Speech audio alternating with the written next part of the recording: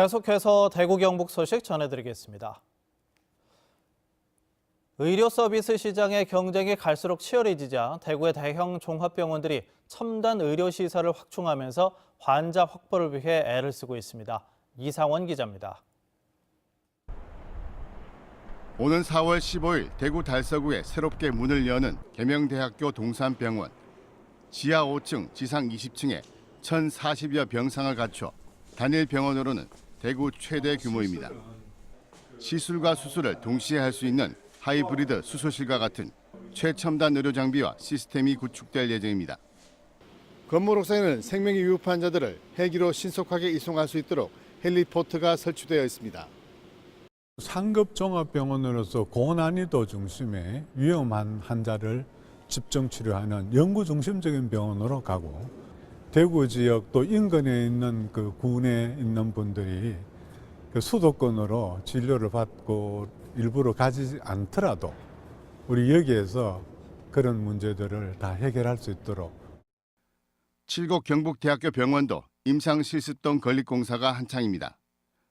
750개 규모의 병상을 갖추고 상급 종합병원에 걸맞게 교육과 연구병원의 기능을 강화합니다.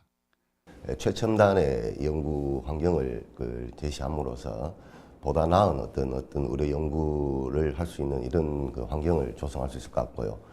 진료 부분에서는 최첨단 시설과 장비를 갖춤으로써 아주 전문적인 어떤 진료 시스템을 갖추어서 지역민들에게 도움을 줄 수 있고. 영남대학교 병원도 새 병원을 건립하기 위한 용역을 진행 중입니다. 올해 안에 구체적인 청사진이 나올 예정입니다. 대구 상급 종합병원들의 공격적인 시설 투자가 성공할 수 있을지 주목됩니다. MBC 뉴스 이상훈입니다. 검찰이 3년 5개월을 끌던 구미 아사히글라스 불법 파견 사건을 스스로 판단해 기소하지 않고 검찰 수사심의위원회에 넘겼습니다. 대검찰청의 외부 인사로 구성한 심의위원회가 토론 끝에 기소를 결정하는데, 비정규직 노조원은 검찰이 눈치를 보다가 공을 외부로 넘겼다고 비판하고 있습니다. 양관희 기자가 보도합니다. 대구 고등검찰청 인도에 있는 천막은 구미 아사히 글라스에서 노조를 만들었다가 2015년에 해고당한 비정규직 노조원이 만들었습니다. 이들 노조원 178명은 2015년 문자 한 통으로 해고됐습니다. 해고된 노동자가 불법 파견 혐의 등으로 회사를 고소했지만 대구지검 김천지청은 2017년 12월 무혐의 처분을 내리면서 회사 측 손을 들어줬습니다. 대구 고등검찰청은 이 판단이 잘못됐다며 지난해 5월 재수사를 지시했지만 김천지청은 판단을 미루다 결국 수사심의위원회에 넘긴 겁니다. 집에 어머니가 연세가 많으신데 계속 아프시고 한데 병원이라도 모시고 가야 되는데 뭐 경제적인 어려움 때문에 그것도 힘들고 그런 게 많이 힘듭니다. 외부 전문가로 구성된 수사심의위는 오는 13일 아사히글라스 불법 파견 사건을 논의합니다.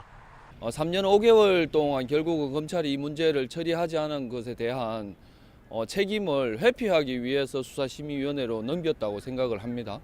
아사히글라스 불법 파견 문제를 수사 중인 대구지검 김천지청은 수사심의위원회 결과를 토대로 기소 여부를 결정합니다. 지난해 1월에 도입된 수사심의위원회에 회부된 사건 가운데 불법 파견은 처음입니다. 노동계는 최근에 불법 파견 문제로 사용자를 기소한 경우가 없었다며 수사심의위 결과를 주목하고 있습니다. 한국 재벌 기업에 대한 좀 그런 관대한 입장들을 계속 검찰이 보여줬기 때문에 정치적 고려가 혹시나 또 개입되면은 어떡할까라는 우려도 사실 같이 있습니다. 아사히글라스에서 2015년에 해고당한 비정규직 178명 가운데 지금까지 투쟁 중인 조합원은 이제 23명 남았습니다. MBC 뉴스 양관입니다. 낙동강, 금강 등 4대 강에 있는 11개 보호 수문을 개방한 결과 수질이 크게 좋아진 것으로 나타났습니다. 환경부 분석에 따르면 지난 2017년 6월부터 지난해까지 보호 수문을 열었을 때 물 흐름이 개선됐고 수변 생태 서식 공간은 넓어졌습니다. 수계 전문 수문을 수계 전체 수문을 개방한 금강과 영산강은 하천의 자정 능력이 강해졌고 야생식물 서식 환경도 개선돼서 백로류는 개방 전과 비교해 한강은 11.7배, 영산강 2배, 낙동강은 1.4배 증가했습니다. 자유한국당 당대표 전당대회 출마한 황교안 전 국무총리가 오늘 서문시장을 방문해 지지를 호소했습니다. 황 전 총리는 대구에서 공직 근무하면서 대구를 잘 알고 애정을 품고 있다며 정권을 바꾸는 강한 정당이 되도록 힘을 보태기 위해 당 대표에 출마했다고 말했습니다. 황 전 총리는 아들 병역 특례 의혹에 대한 질문에 가짜뉴스다, 턱도 없는 이야기라고 잘라 말하며 강하게 부인했습니다. 진실 화해를 위한 과거사 정리위원회의 권고가 있은 지 9년 만에 한국전쟁 민간인 피해자를 추모하는 위령탑이 대구에 만들어집니다. 대구시는 위령탑을 달성군 가창면 용계체육공원 인근에 높이 5m, 길이 8에서 10m 규모로 11월까지 만들기로 했습니다. 위령탑이 들어서는 가창골 일대는 한국전쟁 발발 직후인 1950년 7월 31일을 전후해 군경이 대구 형무소에 갇혔던 10월 항쟁 관련자 등 정치범들을 살해한 현장입니다. 대구지법 형사 1단독 주경태 부장판사는 공금을 빼돌린 혐의로 기소된 대구 모 아파트 상가협의 회장 56살 A씨에게 징역 1년을 선고했습니다. A씨는 2017년 1월부터 지난해 4월까지 한 아파트의 상가협의 회장을 하면서 임대료 수익 등 공금 1억 400여만 원을 개인 용도로 사용했습니다. 주 부장판사는 죄질이 불량하고 횡령 금액을 복구하지 않아 엄하게 처벌할 필요가 있다고 밝혔습니다. 이스키즈미 생각나서 또 왔어요.